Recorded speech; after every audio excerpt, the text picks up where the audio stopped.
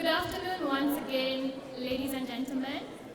My name is Ashwani Badu, and I'm the Program Director for the LLM MPhil Human Rights and Democratization in Africa program. I would like to welcome you all once again to the graduation ceremony, and I would like to congratulate all the graduates today for the Masters in Sexual and Reproductive Rights, for the Human Rights and Democratization in Africa Masters, and for the Multidisciplinary Human Rights. I wish you all the best in your future endeavors. Before calling Professor Andre Barain for the Dean's Prize, I would like to welcome all of you, and most importantly, I would like to welcome Her Excellency Ambassador Marisa Gerards from the Royal Dutch Embassy in South Africa, Professor Winifred Wambu-Kamau, and Professor Franz Viljoen.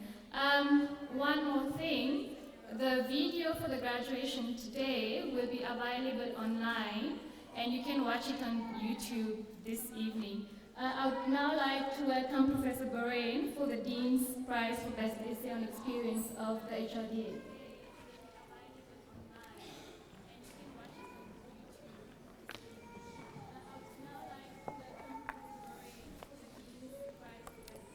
Good afternoon, everyone. We're a little bit less formal now, but we're still formal. So just to explain to the audience, every year I call on the master's class of that particular year to enter my so-called the Dean's Essay competition. And the theme of the competition is basically that LLM students are invited to write more or less 1,000-word essay on their LLM journey at the University of Pretoria. And of course, every year the competition is fierce, and we get the most wonderful perspectives and insights on what the students actually experience during this more than a 1,000-step journey that they have undertaken. And this year was not different than any other year. But in the end, we have to decide. There's a panel of 3 people reading these essays, and in the end, we have to decide who will be the top 3. So for this year, I please want to call to the podium the following 3 people. David Nana, Ikpo, Kennedy Karisek, and Pulesa Lumina.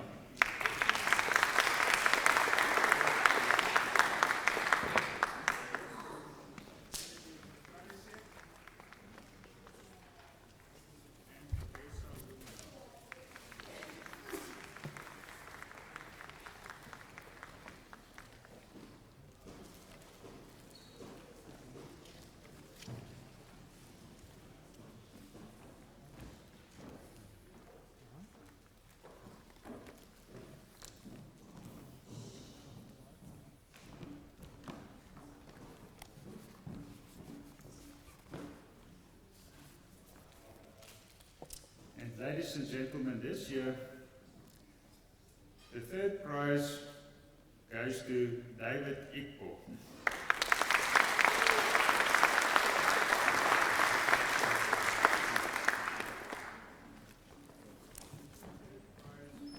The 2nd prize, who will it be?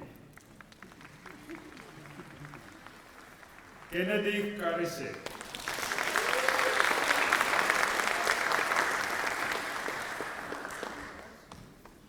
And then it is my privilege and pleasure to introduce the winner for 2016, Pulesa Lumina.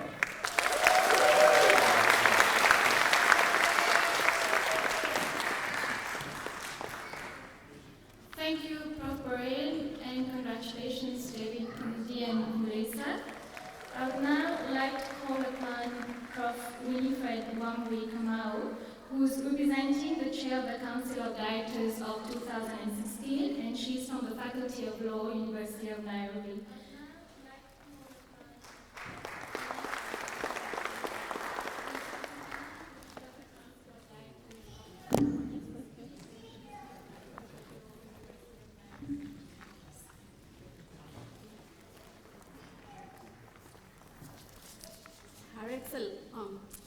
Her Excellency, Ambassador Herat, the Dean of the Faculty of Law, the Director of the Center for Human Rights, representatives of partner universities, colleagues from academia, our graduates, the class of 2016, parents and guardians, distinguished guests, ladies and gentlemen, good afternoon. I'm greatly honored and delighted to have the opportunity to address you today on this auspicious occasion of graduation. I bring greetings from the chair of the Council of Directors of the program, Professor Patricia Kameri Mote, who was unable to attend this year's graduation. On behalf of the partner universities, I wish to thank the Center for Human Rights, the University of Pretoria, and all the donors for making possible the partnership that we enjoy among the 14 universities from across Africa. As you're aware, the year 2016 is special, for we celebrate 30 years since the founding of the Center for Human Rights in 1986, as well as 30 years of the entry into force of the African Charter on Human and People's Rights. This is highly significant, as it speaks to the inseparable bond and symbiotic relationship between the Center and the Charter. The two are, so to speak, joined at the hip. For while the Charter provides the Center with a normative framework within which to carry out its work, concomitantly the Center provides the intellectual environment in which the Charter's values and ideals can be disseminated, interrogated, and operationalized. From its humble beginnings, the Center has grown into a hub of excellence for the study of human rights and is at the forefront of advancing the rights of the oppressed and marginalized.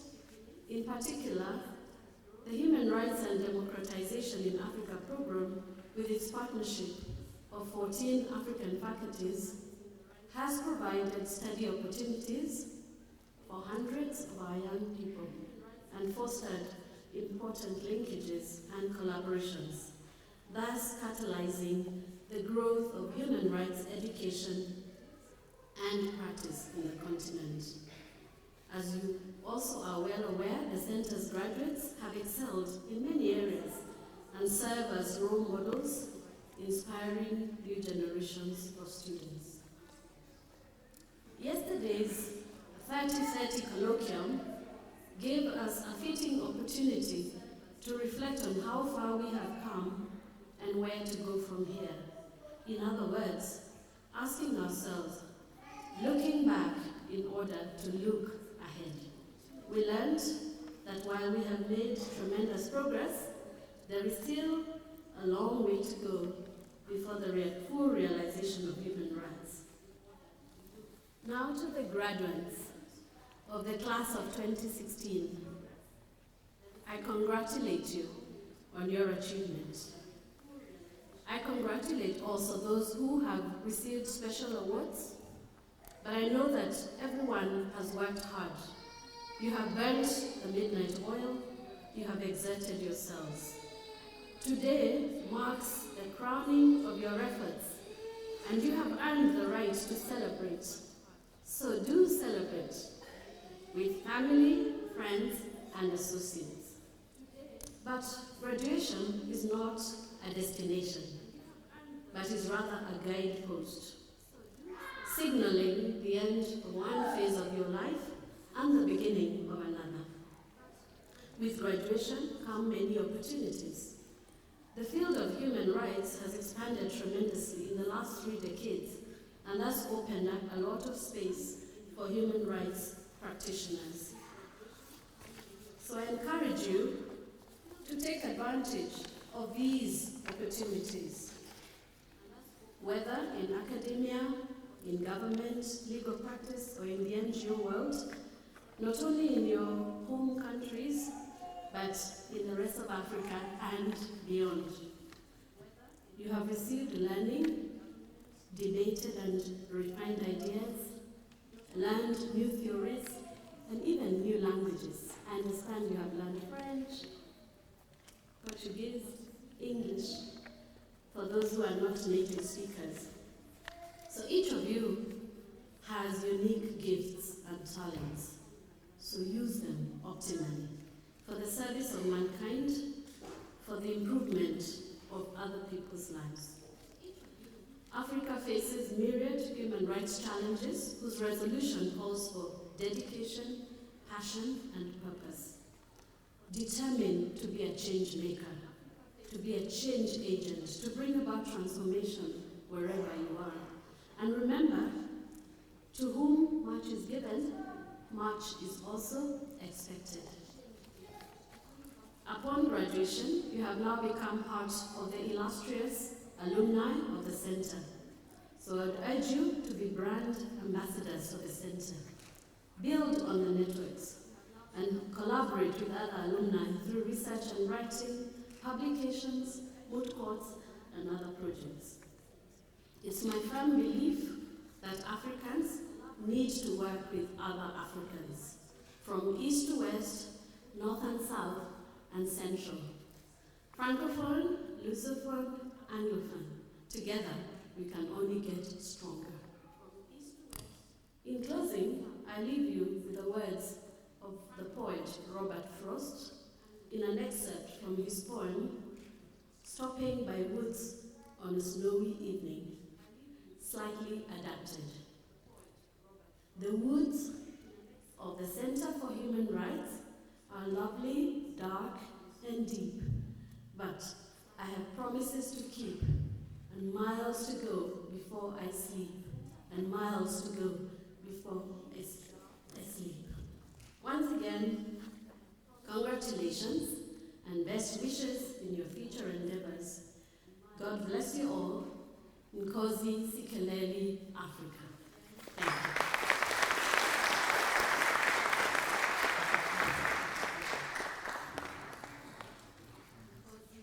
Thank you for these remarks and for the nice words, Professor Kamau. Now, can we please have Atsabe Bosso, followed by Jared Bikombe, to give their remarks on behalf of the HRD class of 2016.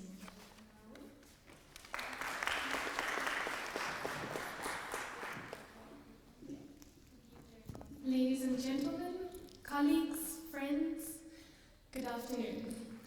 I would like to start by thanking the Center for Human Rights, everyone at the Center, particularly Professor Frans Viljoen, Dr. Norman Taku, Eric Luanga, and in particular, Professor Magnus Kilander, our academic coordinator, for this truly amazing and unforgettable year.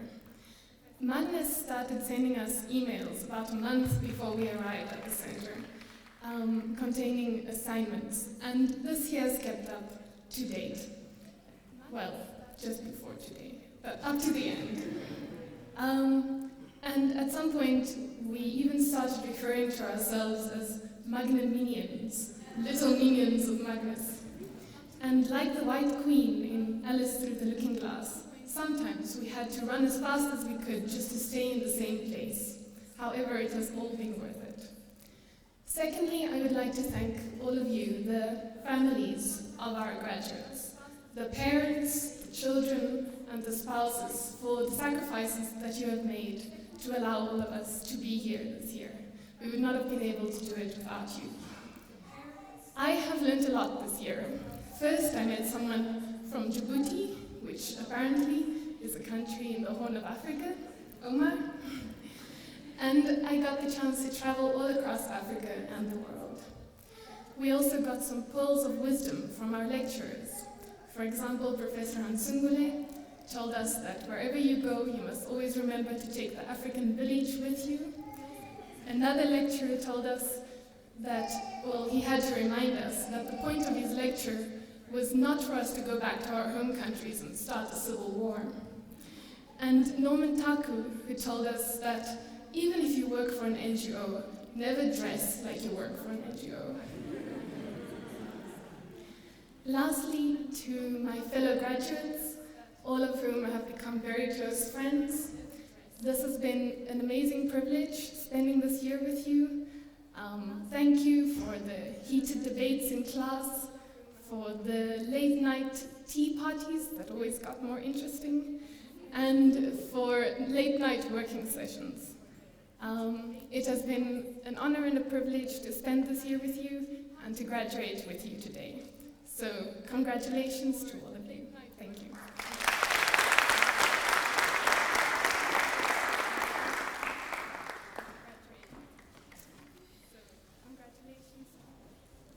The Dean, the Director, graduates, ladies and gentlemen, good afternoon. My name is Jared Gekombe. I'm honored to be here to speak on behalf of the 2016 class. Our journey to the Center of Human Rights started when we received a letter of admission. I know my friend Opade shouted up and down, celebrating, but when we joined the program in January, there was no celebration. My colleague talked about tea parties. Those were stress relievers. The first semester, it was tough, it was challenging. The second semester, we were at different destinations. It was tougher, it was more challenging. But we are here today. You are seeing us in gowns, but if you remove the gown, you will see the scars. You will see the wounds of the emails from Magnus, which either reminded us of a deadline or as add attachments which could fill a 2 GB flash disk. I want to thank the partners, the second semester partners. They supported us. I was in Ghana. I've never been to West Africa. But the moment I arrived there, they picked me. I stayed there for 4 months, and I'm here. My colleagues, others went to Senegal, went to Ethiopia, Mauritius, Venda, Western Cape.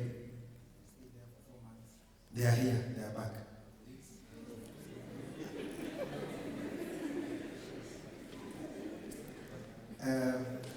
I want to sincerely thank the sponsors of this program. The sponsors of this program. Thank you for sponsoring us.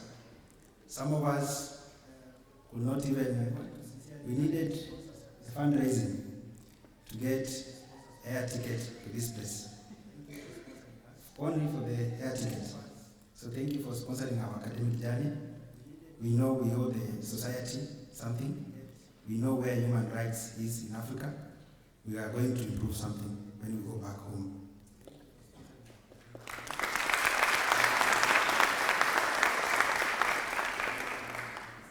I want to, again, add on my colleague and thank the people who work at the Center for Human Rights. One day in February, when the school was closed, we were celebrating that at least this week we will be free. A few moments later, Eric called and said, you guys need to get out of the residence. There are cars waiting for you. We were picked by personal vehicles of the center staff. They took us to a very good place. That week, which we thought that it's a free week, we had classes. Since then, we have never had a missing class. There is no day we missed a class. And there was one day when there was nothing on the program. People were asking, are you sure there is nothing on the program? Are you sure? Can you confirm from Magnus? I want to thank my colleagues, my classmates. They are from different countries. When we met in January, before we even came, we knew the names. I remember we did an assignment with people I didn't know. We were just communicating via email. Magnus had put us in a group and shared the emails of the people we are supposed to work with. So we somehow managed to do the assignment. We met in January, we pushed through February, we cried in March, we almost gave up in April. In May, we needed prayers. In June,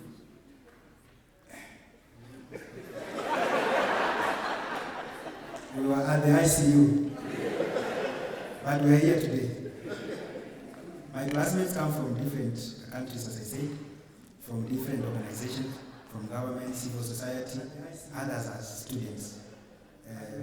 But each brings something new to the class. Each shared his experience. I remember when we had a discussion on ICC and Ivory Coast. Ivory Coast, is Francophone. When my colleague, who is from Ivory Coast, explained, I joined the dots. I understood more on that issue. Finally, I want to recognize one person who has made me to be here. He was my lecturer at undergraduate. He mentored me, he taught me human rights. He supervised my LLB thesis.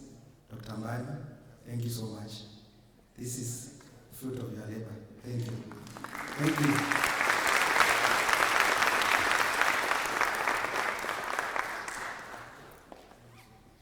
Thank you for these interesting words, Jared and Asabi. It's always interesting to hear about the experience of everyone from the class, and I'm sure if we had to talk about the experiences of each and everyone from the class, we could stay here for the next year or so. We've heard from the students, we've heard from the representative of the partners, and now it's time to hear from the ones who make this program happen.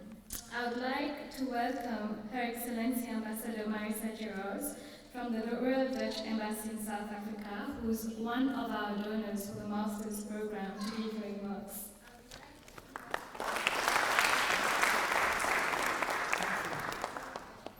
Yes, thank you so much. So nice to see you again. You were there last night as well at the dinner, wasn't it? Yes, I saw some of you. So happy to be here, Professor Bourain, Professor Viljoen, Professor Kamal, I hope I pronounced your name right. Very happy to be here. Thank you for inviting me. Thank you for all the other dignitaries. And of course, graduates. Congratulations. Well done, well done. And also your family and friends, because I can see that they're very enthusiastic. They're really supporting you, and that's very important, I think. Now, it's good to see you again after last night, because I learned a lot. 30 years Center of Human Rights, and the Center of Human Rights was established in a very difficult period in its history of this country.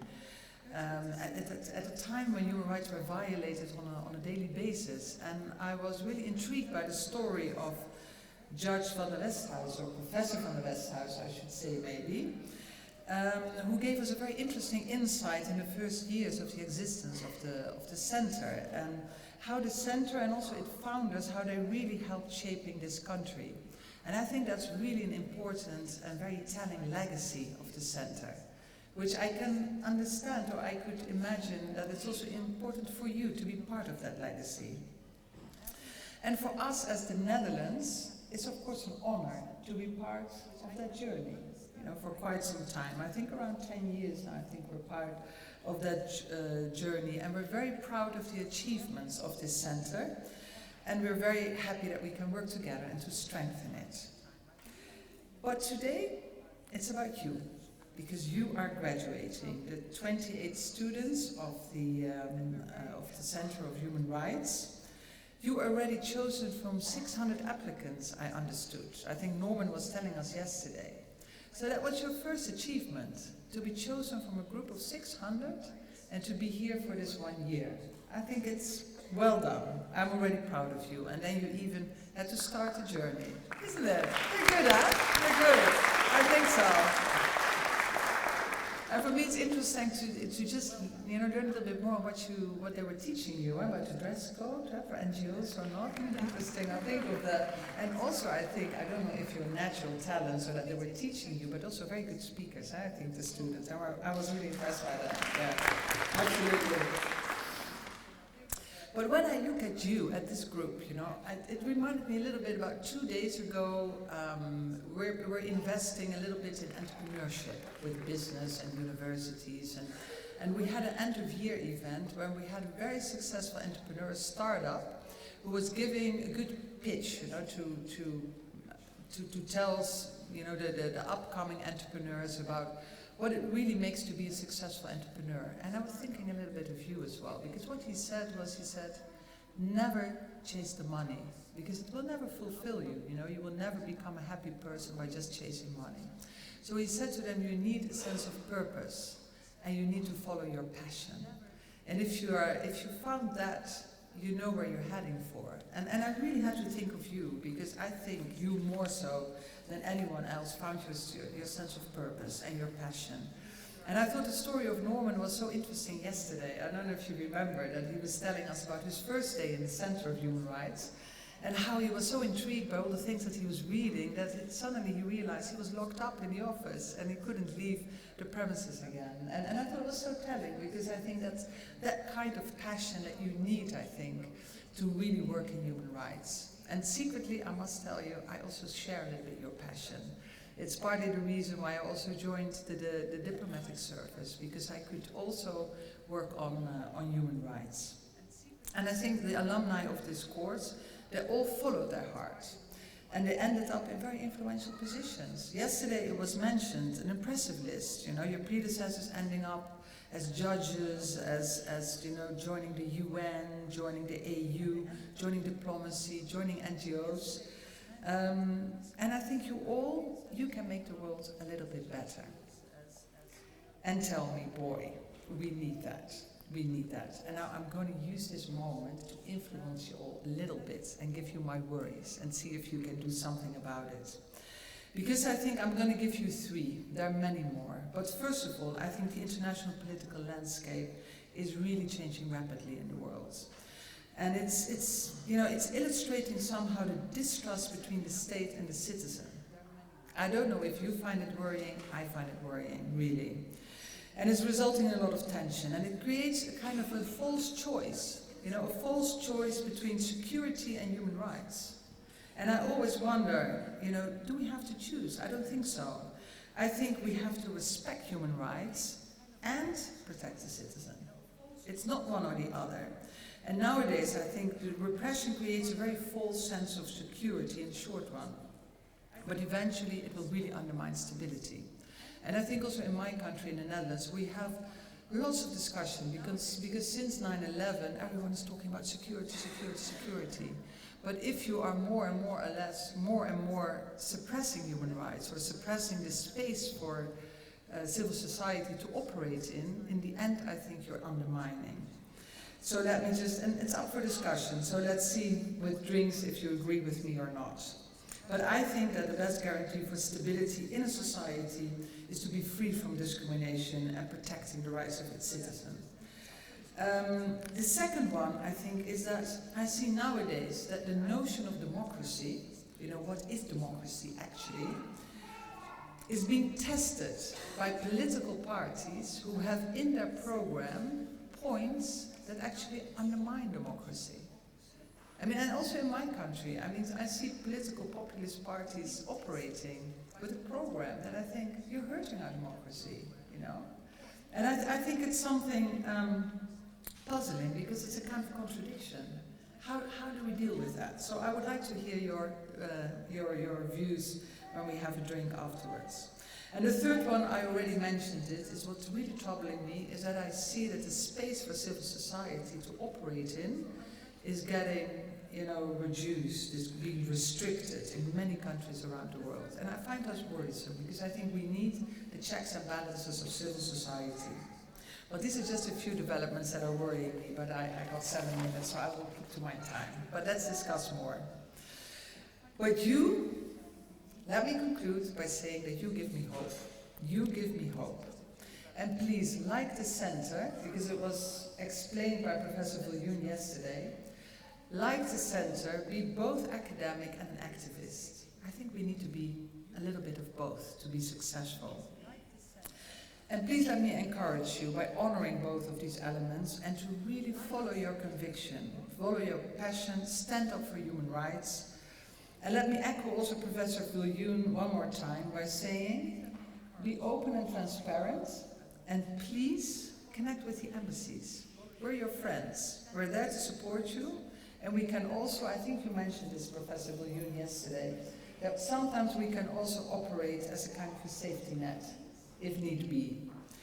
So let me really congratulate you. Let me tell you, you found your purpose, follow your heart, use your talents, and please be a change maker. I really believe in that. I wish you good luck with all your work, and I hope that somehow our path will cross, that we will really meet each other. Thank you so much.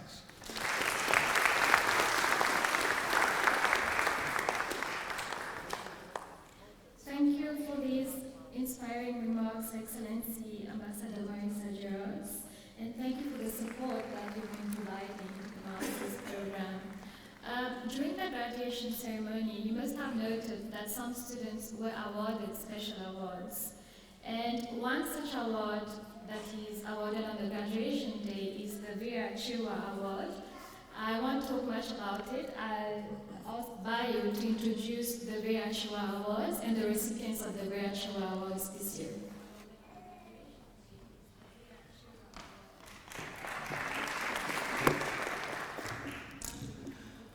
I want to acknowledge all the dignitaries here present, and I personally want to acknowledge all the alumni members as well. There are quite a number of them in the audience. And special recognition to Horace, Dr. Horace, who was the founding alumni coordinator for the HRD program. Please can you signify, sir? He did a great job in getting the Alumni Association off the ground, and if there is anything the center is very proud of today about its alumni members, it's kudos to those who ride around to get it started and get it working. I'm privileged to be the third alumni coordinator, and it's quite humbling when you see the caliber of people you have to coordinate. It's very, very humbling, to say the least. People in great places doing great work, and it's really a privilege to be part of that system. I want to congratulate the class of 2016. I've interacted with a number of you. You're awesome people in your rights, amazing people. I've made friendships out of some of you. I hope we'll keep that going beyond years. As a matter of fact, you can't get rid of me because now you're part of the Alumni Association. So I'll shoot you some emails from now and again. During our year, it seems Professor Kilanda will keep getting certain, AKAs, also known as kind of things. Because in our year, we would always make the joke that now you've been Kilandered, because we would always bombard with emails and assignments. It never relents. The classroom where you now had your classes used to be the torture chambers. In those days, there were no glasses or any ventilation apart from the air conditioning. But now you can see the torture chambers with a glass view. So even though the torture never seems to relent. Anyway, I'm here to make the presentation of the Vera Chiwa Award. It's notable to state that in the past we've actually had incredible number of people over the years since 2006 where we've had, and I'll just go through the list and acknowledge those we've had as recipients. We've had Mr. Melron Nicole Wilson in 2006. 2007 we had Miss Nana Oyelitha from Ghana. She's currently the Minister of Gender in Ghana. We've had Mr. Julius Osega, who was awarded posthumously the award for his great work. We've had Mr. Gabriel Shumba, Mr. Yusuf Mulugenta, Mr. Tulani Maseko, one of our alumni who defied the government of Swaziland and got jailed as a result. Miss Monica Mbaru, Dr. Lillian Chenwi, Mr. Augustine Somi, Miss Lida Liman, and then lastly we had Professor Christopher Mbazira and Miss Salima Namsobia. These are some of the very outstanding individuals who have gone on to win the Vera Chiwa Award over the past years. So it's really a privilege to be able to announce the recipients of this prestigious award this year. But before I do that, I think it would be relevant to give a background of what the Verachiwa Award exactly is all about. 33 years ago, the woman who has given her name to the prize we confer here today and her husband, Orton, were waiting to be killed by the state for whose independence they had fought and for whose democratic credentials they had struggled. It was 8th June 1983. Her name, Verachiwa. The execution date had been set for the next day, 9 June. International pressure saved their lives, but Orton died in prison 9 years later. The treatment that the Chiwas received in prison contributed to Orton Chiwa's death. They were tortured, often kept in lead irons, and they received inadequate food and medical attention when needed. Although they were in the same prison, Vera was allowed to see her husband only once, shortly before his death. She was not allowed to attend his funeral, and the struggle for human rights and democracy was met with violent repression. Verachiwa is an inspiration to human rights lawyers across Africa. This Verachiwa Award, Verachiwa Human Rights Prize, was instituted in recognition of her personal sacrifice and singular contribution to the struggle for human rights in Africa. The Verachiwa Award recognizes the outstanding professional achievements of a graduate of the LLM program and one who epitomized the true African human rights spirit. They would have made a significant contribution to human rights promotion, demonstrated a courageous and unwavering commitment to improving the lives of people in Africa, and their achievements will bear the hallmarks of dynamism, originality, and a pioneering spirit. I remember that Norman Tucker once described one of the professors of the center as somebody whose name is mentioned in hushed tones within the hallways of the African Union, then referring to Professor Hanson Goulet. And some of the individuals here, by virtue of the work they've done, their names may have been mentioned in hushed tones within the corridors of power, but in most instances, it's out of what next can we do to undermine the work that they're doing, what next can we do to get in the way of the progress they're trying to make in regards to human rights. And when I read the citation of these individuals, you will understand why I say that. So for this year's award, from Anglophone to Francophone Africa, from east to west, these year's recipients of the Verachiwa Award mirror the diversity of the HRD Alumni Network. Mr. Patrick Eba is from Cote d'Ivoire, West Africa, and he graduated from the HRD program in 2004. Mr. Adrian Juko is from Uganda, East Africa, and he's an alumnus from the class of 2013.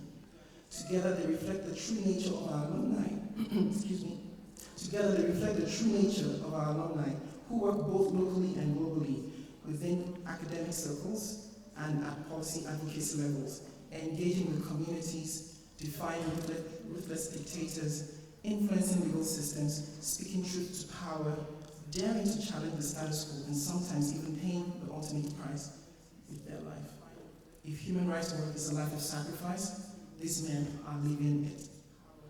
Patrick Eba. For the past 11 years, Patrick Eba has contributed to advancing better understanding and application of human rights in the context of HIV in Africa and globally. Patrick started his international career as parliamentary legal assistant at the Parliament of Malawi, where he provided support to members of the parliament on HIV-related legal and human rights issues. He also worked as the head of the AIDS and Human Rights Research Unit at the University of Pretoria, where he contributed to the development of the model law on HIV in Southern Africa. The model law was adopted by the Parliamentary Forum of the Southern African Development Community SADC in November of 2008 and is still today regarded as a positive example of rights-based and evidence-informed standard setting on HIV. Since October 2009, Patrick has been working as human rights and law advisor with UNAIDS in Geneva. In his capacity, he has helped develop country action plans and directly supported civil society and parliamentarians in several West and Central African countries to amend national HIV laws that were based on the Njadema model. These efforts led to the removal of measures such as criminalization of mother-to-child transmission of HIV in Sierra Leone, prohibition of HIV education for children in Guinea, and mandatory HIV testing for sex workers in Togo. Patrick has used his position at UNAIDS to support a strong collaboration between UNAIDS and the African Commission on Human and People's Rights. And the African Commission on Human and People's Rights. He has facilitated and supported trainings and sensitization meetings for members of the African Commission on HIV. He has also played a key role in the adoption of resolutions such as Resolution 141 on access to health and needed medicines in Africa, and Resolution 260 on involuntary sterilization. Patrick is an expert member of the HIV Committee of the African Commission, and in 2015, he co-led the first ever joint dialogue between the African Commission, the Inter-American Commission on Human Rights, and UN Human Rights System on sexual orientation and gender identity. Patrick Eber is being given this award today in recognition of his many years of consistent, dedicated, and labored efforts towards the realization of human rights, of the human rights to health, especially for persons living with HIV/AIDS, and for his spirited efforts at law reform and policy development geared towards the equal treatment of sexual and gender minorities and persons living with HIV/AIDS in Africa. Adrian Juko. Adrian has stood out as a strong figure in protecting and promoting the human rights of LGBTI persons in Uganda through his work with Human Rights Awareness and Protection Forum, an organization he founded, and his work with the Civil Society Coalition on Human Rights and Constitutional Law, a coalition which is made up of over 50 organizations. Adrian chaired the legal committee of the coalition, and in this role, he spearheaded and coordinated the legal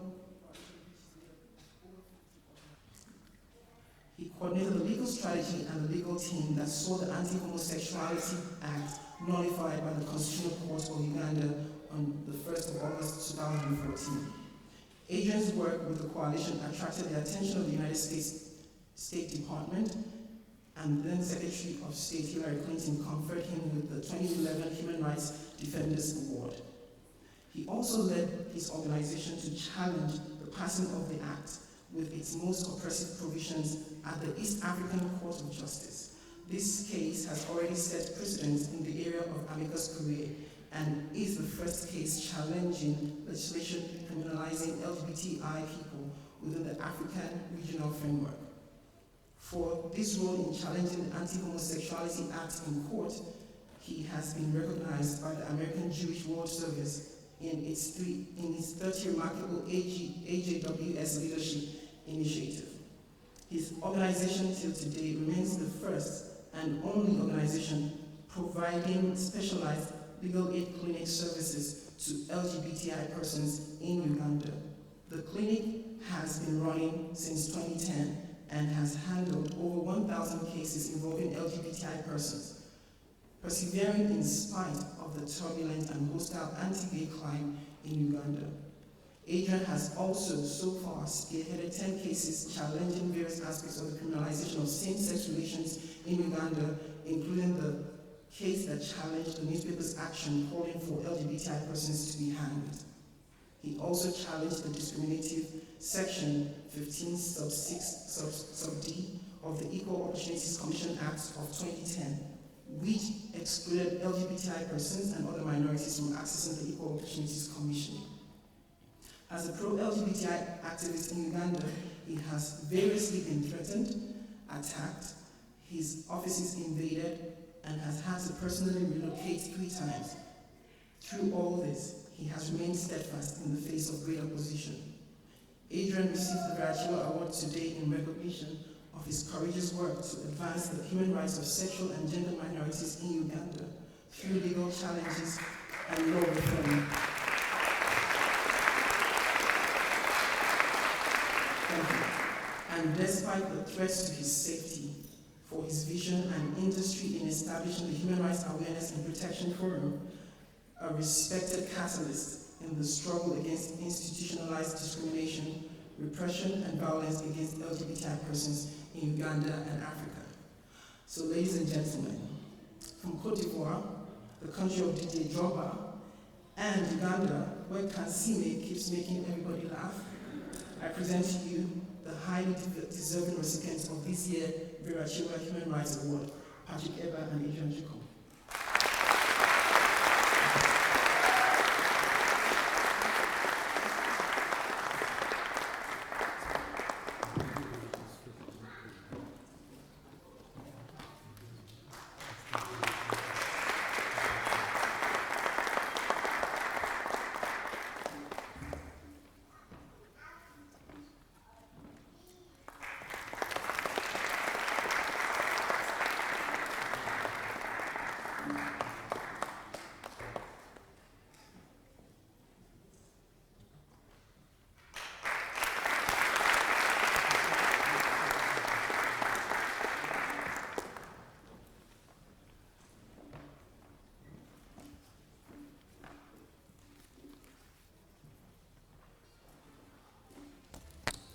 Thank you very much, Professor France. I would like to start by taking this opportunity to first thank the Alumni Network and thank the Center for Human Rights for this wonderful award.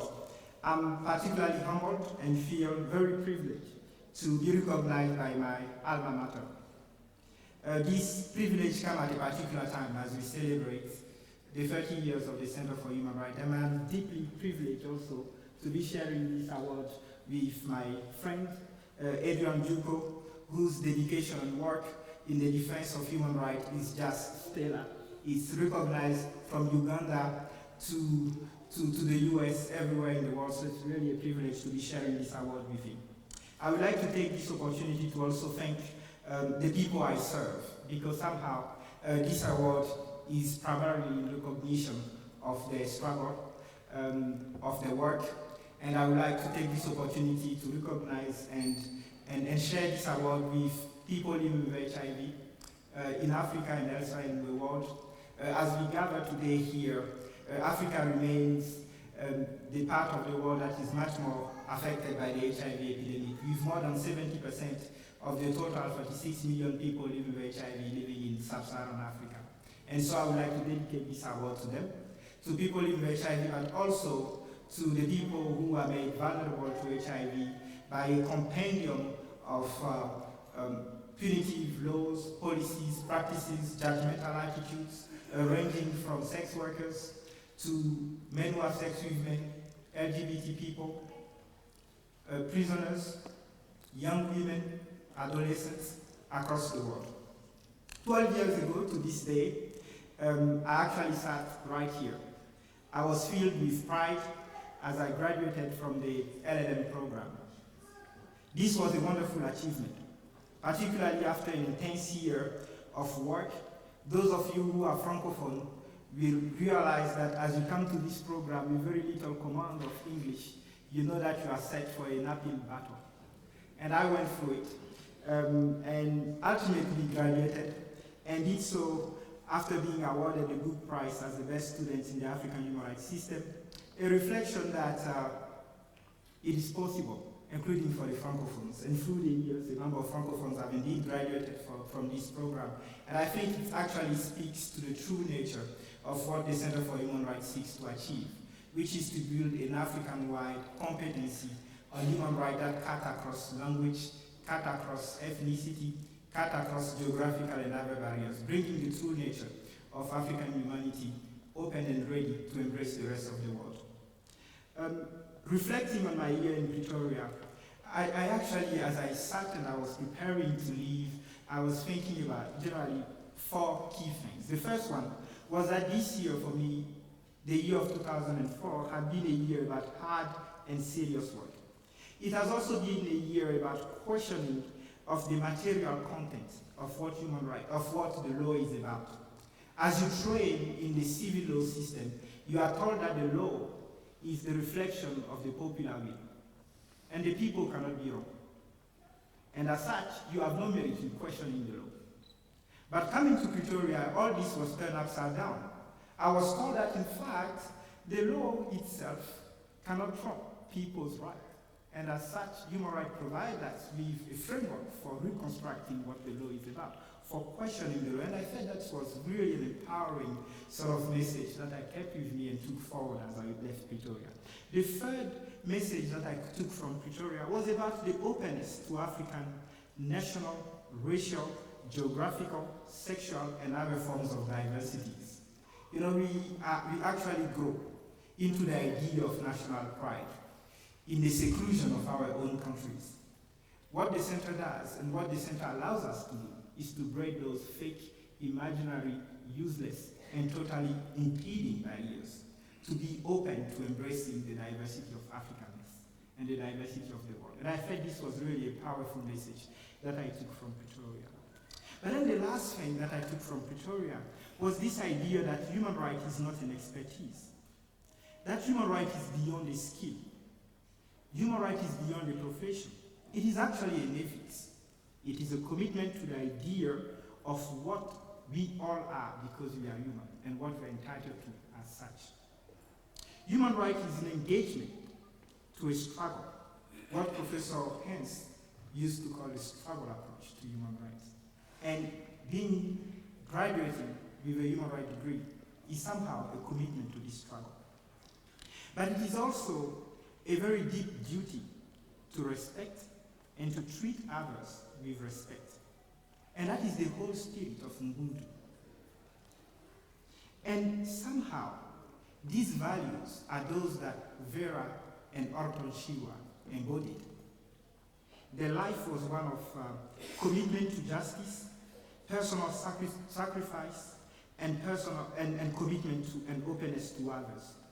As I left Pretoria on 11th December 2004, I took these reflections and values with me.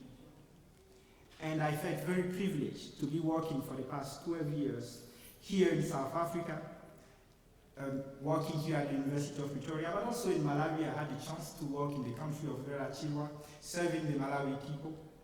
I also work in Senegal and in other parts of Africa, and today in Switzerland. Ultimately, the most transformative experience of my training and ultimately that shaped my working life has been my time here in Pretoria, taking time really to reflect on that idea, that ideal of human rights, and actually how it shook my original understanding of the law. So I have no doubt that you are all well prepared to assimilate and integrate some of those key values that Vera Chilwa embodied. Of course, some of you may be uncertain about what to do next, what is happening, what will be the next career path, the job. We all have the same uncertainty. But I can guarantee you that you have all the skills, the knowledge, and also the network to move forward and contribute great things in the struggle approach to human rights in Africa. As you depart from Pretoria, I would like to call on all of you to take forward some of those important lessons from your year here in Pretoria, but also elsewhere, for those of you who were outside of South Africa for the second semester.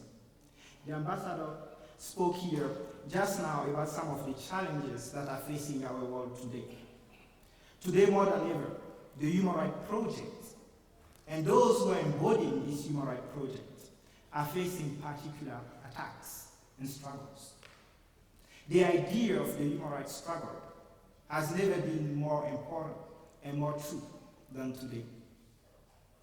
From the withdrawal to the ICC, to the shutting down of the SADC Tribunal, to the emergence of growing populism, to many other challenges, our world is being shaken by the voices and the forces of conservatism.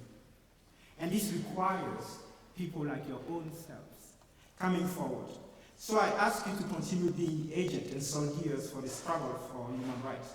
Be the embodiment of Ubuntu. Show your families, your colleagues, your communities here in Africa and elsewhere in the world that yours is a commitment to social justice.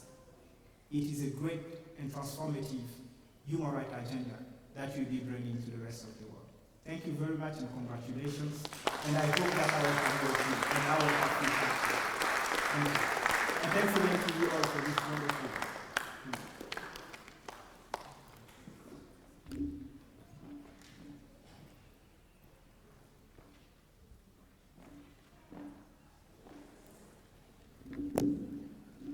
Thank you and good afternoon. Yeah, when Adebayo was reading that profile, I didn't think he was reading about me. I think it was someone different because my life is very different from that. All I do is wake up in the morning, go to work and do what I can to the best of my abilities. It's a great honor to be honored by the Center for Human Rights for my work, which has had now a decade, 10 years now since I started doing this work. And for me, it's great to know that I have a family of alumni, or a family at the Center for Human Rights who always follow my work and know what's going on. And that support means a lot because this is work that's largely thankless most of the time when we're doing it back home. So thank you very much, the Center for Human Rights. And of course, there's nothing that will crown the year more than having this award, but also winning it with Patrick Eber, who is a colleague and a friend, a person I first met in Geneva some years back, and a person I've always looked up to at that time. You may not know that, Patrick, but that is it. I've always looked up to you, and I'm so grateful that I'm actually sharing this with you. On the 4th of January 2013, I boarded a plane to come to South Africa for this master's. And that day, I had thought to make a choice whether to come to school and study or to go to work. So I decided to do both. I packed my suitcases and traveled all the way to New York. That was one ticket from Entebbe to Zurich to New York, back to Zurich, then to Johannesburg. And the reason why I was going to New York is because I had a court case. In a case where we were challenging the actions of an American pastor who is spreading hate in Uganda. So I packed my bags to go to work and also come to school. And I continued that throughout that year. But also, that 1 year changed my life and my perspective about life and about my work. I learned a lot. I learned how to be Afrocentric in my approach. I learned about the African system and how to use it instead of simply throwing it away for other people to use. That's something that I've continued doing in my work and something that I've used. And the knowledge that I got from here has never left me. It has been the knowledge that I've been using to run and operate the organization that I run. We are doing much more research than we used to do. We are much more strict now on how we edit our papers because of France and his advice. And all that is because of the center. And certainly you see it when you leave. For the graduates, you're going to see this in your life, that your life is going to change after the master's degree. This year hasn't been very good for me because of the attacks that you talked about. We had an attack on the 22nd of May at my offices where a security guard was murdered. He was our colleague. And then all that the assigners wanted really, in my view, was to go to my office. I don't know, because they didn't take anything from the office, but they left and I ended up astride my chair. And that's something that I still think about, and I wonder whether it's really worth it, whether the work that I do is actually worth it. And that's one of the few times in my career that I've thought of quitting. Because if I'm even responsible for the death of someone, then it's high time that I stop that work. Maybe we'll do something different. Of course, with the support of friends and partners in the Center for Human Rights that kept me going up now. Just before I left home, we are turning our home into a garrison because people came around asking for where I stay. And that's the same bit that even your home can't be your home when you're doing work that no one really wants and no one really respects in my country. And the last workshop we did was working with police officers who had guns. We were training them on LGBT rights, and practically you could feel they wanted to shoot you because of what you are telling them. So it's not easy, and it's so lonely. And that's why I'm so proud that this work is actually recognized. So I want to dedicate this award to a few people. The first one is my wife, Frida. She's here today.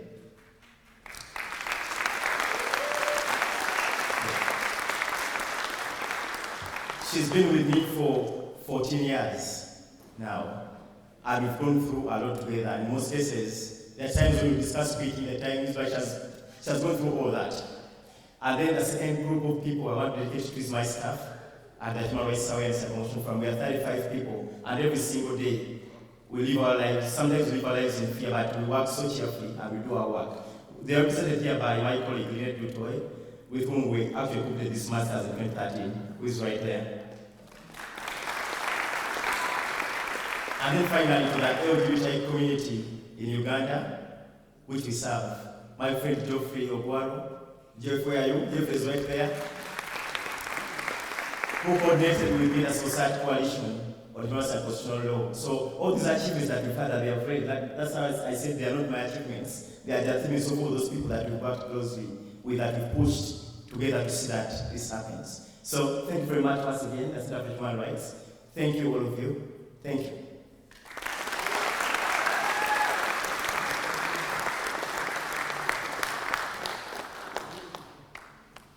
Congratulations once again, Mr. Patrick Eba and Mr. Adrian Juko.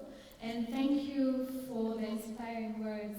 I hope inspired by you, soon we'll have a recipient of the Verachua Award from the class of 2016. Now I'd like to invite Professor Franz Vivian for a word of thanks.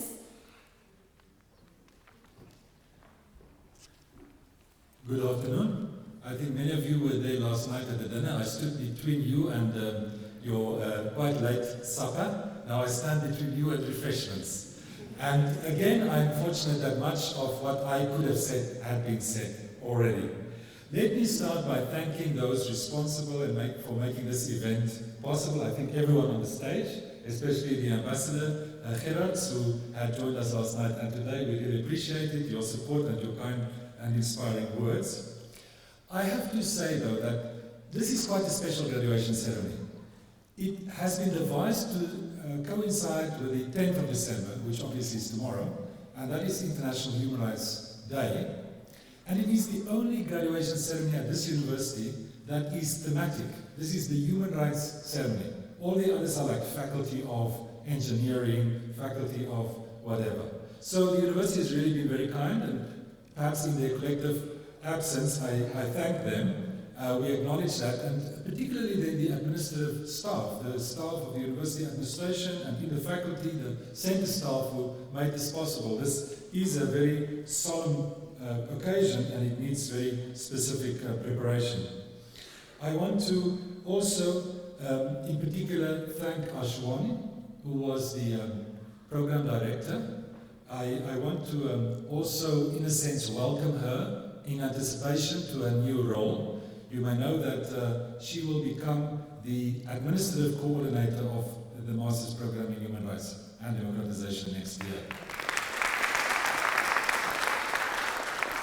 Now, there was no such person this year because the post was vacant, and in the center we have become accustomed to calling that position Martin's position, because as many of you would know who are alumni, graduates, you would know that Martin Sabiru had fulfilled that role for a number of years. So I think, Ashwani, we wish you all the best, and I'm quite sure that very soon you will have that job called Ashwani's job, and you'll make it your own, and you'll prosper in that position. So thanks for your role here, and good luck. Permit me just a few remarks to the graduates in general. My first is relatively frivolous, and is made in the context of decolonization. One thing that all of you sitting in front here in common today is that when you walked up here, you were graduandi, and when you completed working and getting the degree, you were graduates. Now, we used to call this, becoming alumni, and I'm just wondering if we cannot, and perhaps as our musings for ourselves, declassicize this term. Because, many of us don't always get the Latin right. There's actually alumnus, male, alumna, female, alumni, plural, female, alumni, plural, male, and now actually we choose the alumni, plural, male as the term that kind of embraces the female, but that's the way we've been talking about this. Is that really necessary for all of us to know the declinations of the Latin language in order to communicate what brings us together when we leave here? So I was so happy. I listened with bated breath and carefully, and the ambassador talked about graduates. And I think that we can just as well think about a new way of calling ourselves. Well, perhaps graduates is good enough, but alumni is just incorrect and reminding us of a kind of a classical tradition of perhaps which we do not necessarily form part. Leave that aside. Okay, you've heard from many here on the stage that there are really so many reasons why today is a special day, and it poises you for a career, and there are many ways in which you can look afresh at your own possibilities. And I want to just emphasize one point that I think is obvious, but could be restated, and that is, we all know the saying, knowledge is power. But acknowledged knowledge, for example, through a certificate that the university provides, is added or privileged power. So you are not just powerful in the sense that people have knowledge and power and competences. You are stamped with the approval of an institution like this. This gives a greater sense of responsibility, I think, to you, a greater sense of looking at the options and the choices that you will have in your life. I'm sure you're all poised in the right direction, but there may come moments of temptation, fame, riches, status, that may be competing with other imperatives. And I just want us all to remember and reflect and consider that the degree we have is not something that really is individually accomplished. It's something that has come about through a communal effort, communal resources of perhaps state resources, parents, center scholarships, donor funding, and the outcome of that cannot be some force that drives you individually, that it's about what your career will be about or what you will accomplish. Yes, it is part of it, but it cannot be the sole object, and should not, and hopefully will not. And perhaps what we all collectively said here will inspire you, but also at those junctures in your professional life, you'll be reminded of these words in this moment. Let me say a special word of congratulations to the categories of people that graduated. The doctoral students, we have 5 students that have sat here as master students that are now here, part of the memorable order of the red hats. Ashwani doesn't have a red hat on anymore. But I think many embark on the road towards a doctoral degree completion, but unfortunately few really get to the end of that road. So we acknowledge the hard work that you've put in. We've had Nora and Ashwani as the tutors. We followed your careers as you prepared the theses, and we wish you all the best, Nora, that will leave us into next year, wherever you go. The other 3 gentlemen who sit at the back, we know that you've had great challenges to overcome. It had been a long road because you were all working. It was a part-time accomplishment, something that had to compete with great responsibilities of teaching, of working on the Truth and Reconciliation process in Kenya, and having grave responsibilities in Zimbabwe.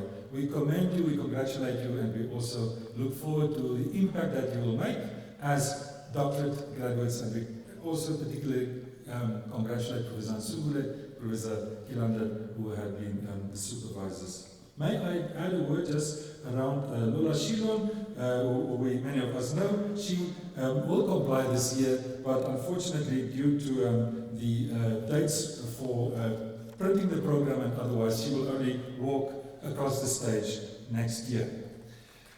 As to the second group, and that is the sexual and reproductive rights graduates.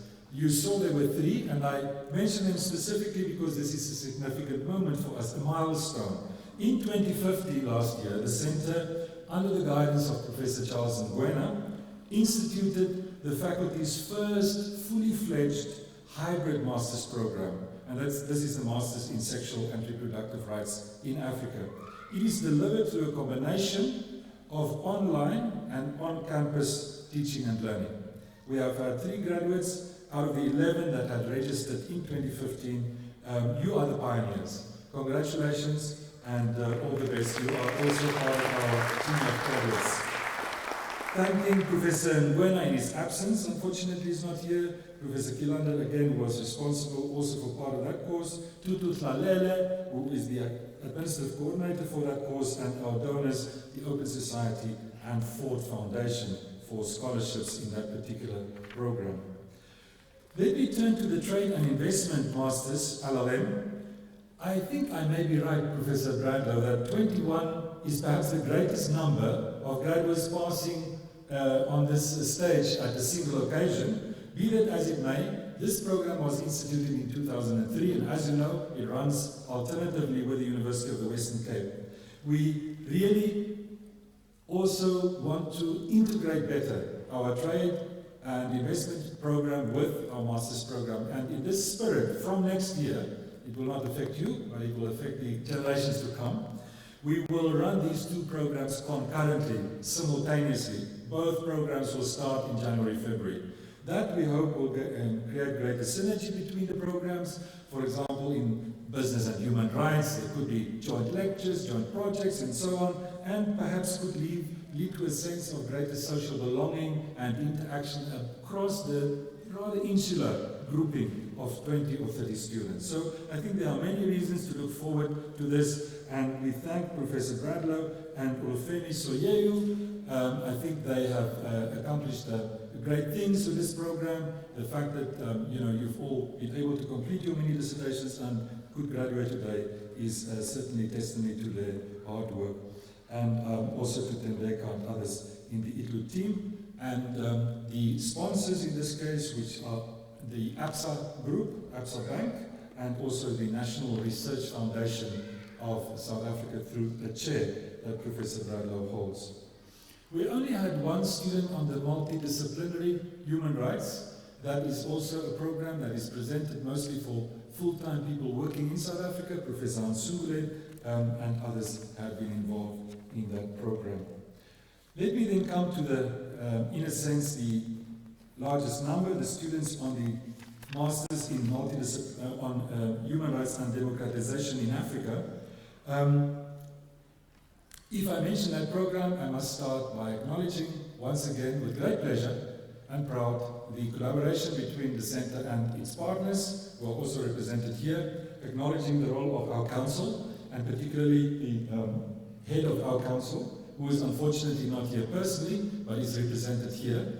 You may know that the council is really the final decision-making body of this program. We benefit from the wisdom of all our colleagues, and the chair of council is one of the people that are most instrumental in the selection of the new group of students, so that it is clearly a collaborative effort. I thank for the presence being here, Patrick and Adrian. It is really humbling. It's really a moment of great pride for me to listen to you, to think about, we say that there's a tree and a fruit, and that the center should be known by its fruits. And if these are the fruits that we should be known by, then I'm certain that we are very, very fortunate, and we are very, very proud and humbled by the kinds of work that you've done, and we are happy, and it's a privilege for us that you are here and that you have received this award and that you could be with us today. Thank you so much for coming and being with us and for your words.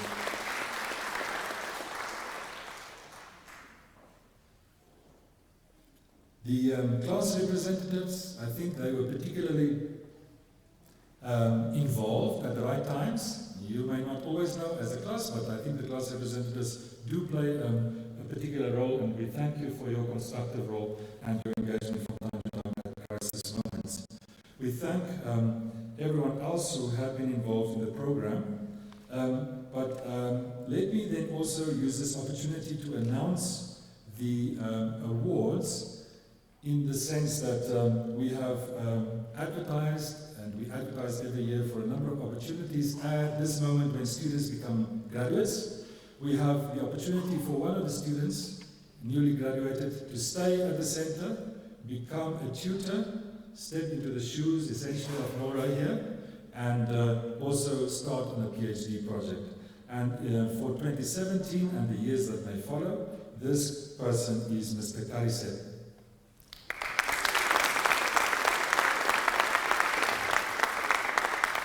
We have also advertised, and we always, as we have said in the past, place legal officers at the African Commission. We have this year decided to make funds available to have someone at the African Commission and at the African Committee on the Rights of the Child. So the person that will go to the African Commission is Ms. Boshoff.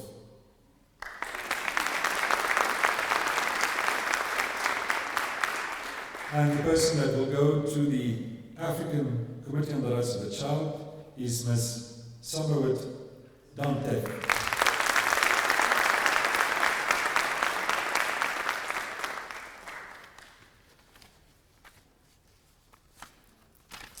Let me then conclude by just making a few general words of thanks to everyone that had been involved in this program from the center side. I think one must realize that, the saying goes that it takes a village to raise a child, but I think the saying is that it takes the whole center to make a program like this run effectively and efficiently. You can imagine it starts with fundraising proposals, marketing material, advertisements, processing of applications, financial management, reporting to donors. So it is essentially the whole of the center that in one way or another is involved and makes this program what it is. So I just acknowledge everyone's contribution. I have to single out one or two people. I think at the head of this team, in a sense, in the center is Momataku in his absence. Unfortunately, he's not well after last night. He felt a little less lack of energy, but we know that he has given so much energy to, especially behind the scenes, coordinating the team around the Human Rights and Democratization Program. We acknowledge that very gladly and gratefully in his absence.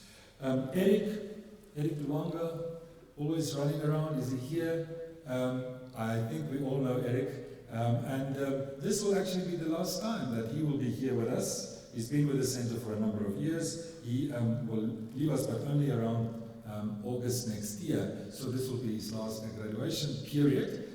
We, in his absence again, want to just thank him for his great contribution in so many ways. I think he also has this ability to strike a good balance between being kind of strict where it needs to be and being empathetic to the students and trying to find the balance between those. He has many qualities that have stand us to good stead.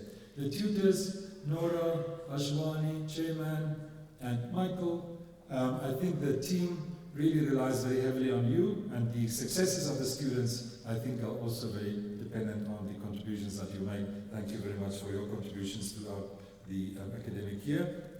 And then lastly, I think just to add my voice to those of the students and direct my remarks to Magnus, you see him as the tormentor-in-chief or the consummate and consistent sender of emails, but I see him really as a very dependable colleague, someone that really one can rely on, someone that has taken the task. And it's quite a Herculean task, I think, to make this program run. You may experience it as very, a kind of out-of-breath experience, but even to make you out of breath like that takes a lot. Let me assure you, to get the program running every day, to make sure that it's not only a matter of quantity in getting all the days filled, it is also the quality, the thinking that goes into it, and making this the program that it is. Thank you very much, Magnus, and the rest of the team. So let me then conclude by drawing your attention to your program. I always do this, and you will see the donors are acknowledged. We mentioned the European Union that has been with us for all these years. The Master's Program in Human Rights and Democratization has been running since the year 2000, 17 years. You are the 17th group. It does mean, as I often say, that the center's life is defined predominantly or very, very significantly by the Master's Program, because it has been more than half our life as a center that has been characterized by this program. There is also the Norwegian Embassy that is very helpful. DART, as you know, a number of you have DART Scholarship, the German Academic Exchange Program. The government of the Netherlands, with the ambassador here, have given particular scholarships and contributions. The Global Campus of Human Rights, that is the regional human rights programs that are also supported by the European Union, that has devoted money to activities. And I should add also the government of Flanders, through some of the short courses, have given its support.